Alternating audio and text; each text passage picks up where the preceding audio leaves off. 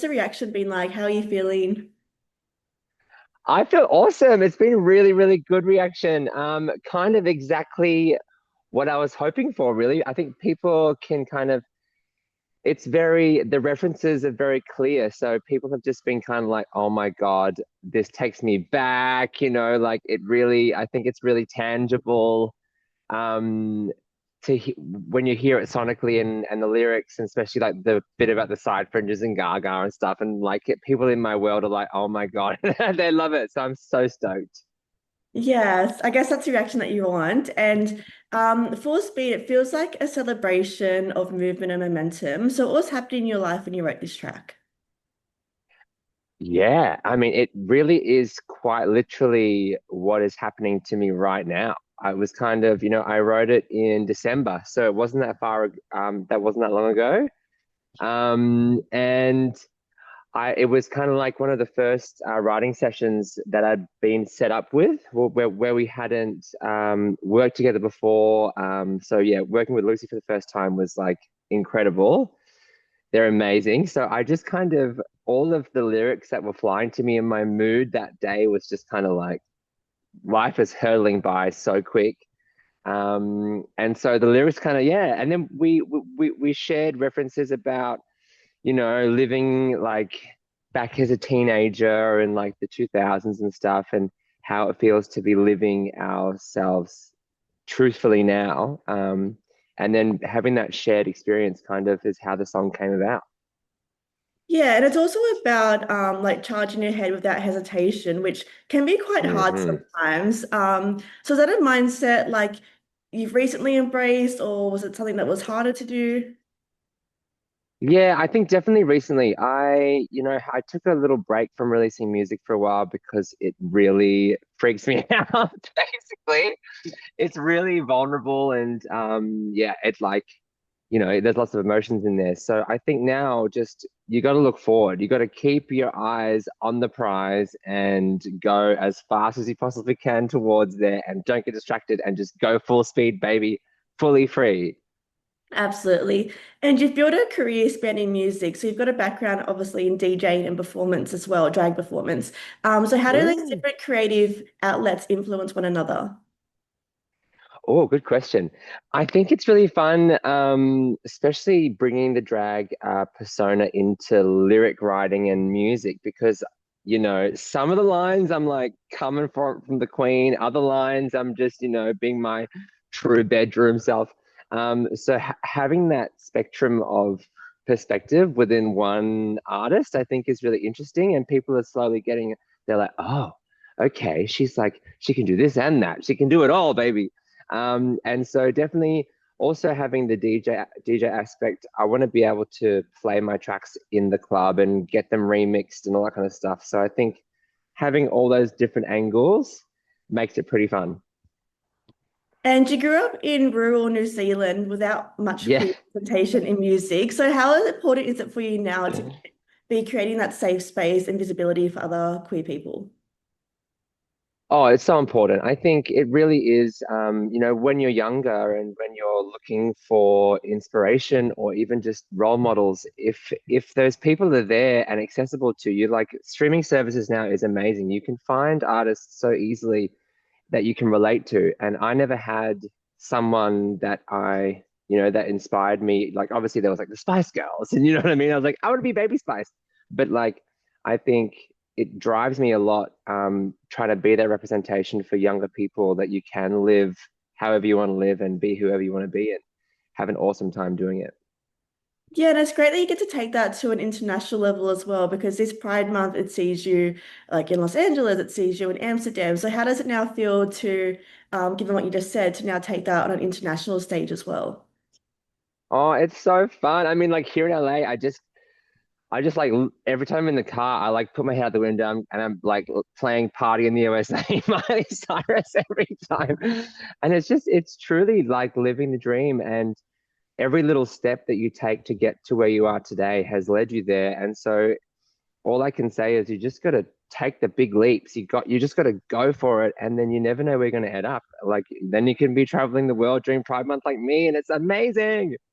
Love that. And this release also marks you being the first artist signed to Poof Doof Records. So what excited you about joining that at such an early stage? Oh, it's so great. I think, me and Puff Toof, we go way back. I've been working with the Puff Toof crew for so many years.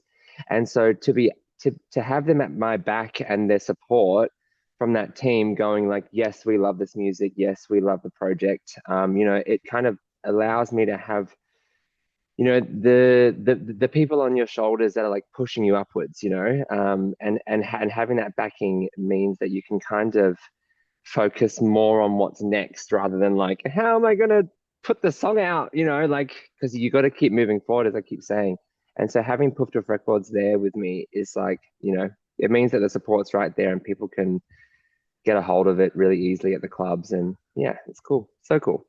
Yeah, it's always good to have extra support and a team behind you that's backing you and believes in you as well. For sure, for sure. So you mentioned that you're doing these cool things for Pride. Pride can often be joyful, but as you would know, it also can carry like a deeper meaning. So what does Pride represent to you today in 2026? Oh yeah. I mean, I think today Pride for me, I think I feel like I'm a fully formed queer person now. I don't think I'm fully searching for myself anymore. So I feel Pride for me now comes, I kind of look at it more motherly than I did before. I'm not that old, but like, it's like I think now it's important to speak to people on the street that like like on for instance on their own if I see someone on their own at a festival now I'm like hi because that interaction can that might be their first interaction of the day and they don't have anyone around them and it's Pride Month so you got to like yeah I think now more than ever as well like with social media there's so much information available to us and unfortunately some of the information is like not what we want to hear you know what I mean so everyone's opinions and everyone's perspectives are out there, which can make it more difficult. You're not kind of in a nice shell anymore. So I think being the loudest voice in the room and making sure it's positive is also part of my pride ethics these days, and just making sure everyone's around me is having the time of their life. I think you've got a really good point about the first impressions because, as you said, like you don't know, that could be their first one of the day. They could have just had a negative experience, and then have that positive role model, or just a positive, doesn't even have to be a role model, just anyone being like, "Hey, welcome," or "Hey, like, good on you for being Yeah, here." exactly. Like congratulations for like coming out of the house and being who you are and being around people that love and support you. We don't have to be friends, but I love you. You know what I mean? Like I think that's what pride's all about for me anyway. Just making I remember when I was really young and seeing like, the people you're like, oh my God, how am I gonna get to be like those people? And now I am those people. So it's my job to make sure that the young people are going like that they feel loved and supported. Yeah, for sure. And for listeners discovering your music through Full Speed for the first time, what do you hope is the main thing they take away?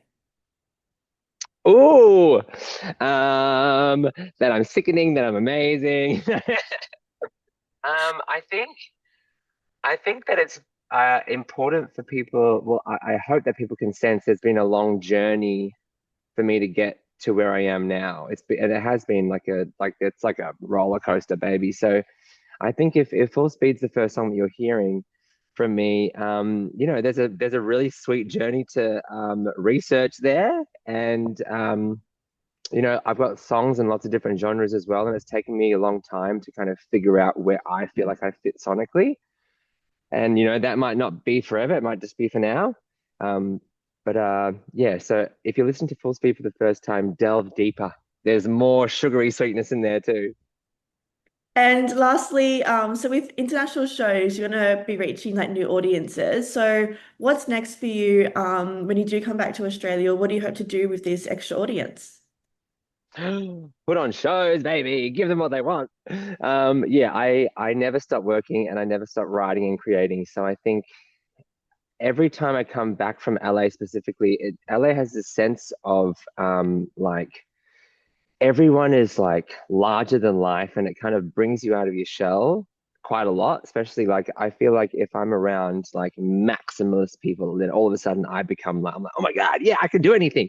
And so I think if I can bring some of that back to Australia, and yeah, just get stuck in back in the studio with collaborations and give them people more music. There's so much more music to come. And I think now my perspective has really shifted into like, you know, I can be that bitch if I want to be. You know what I mean? Yes. Yeah. And I do have one more question too, sorry, because we're being Pride Month, we want to do a bit of a highlight for Aussie queer artists. Is there anyone from Aussie that you recommend that should be on our radar that we should spotlight?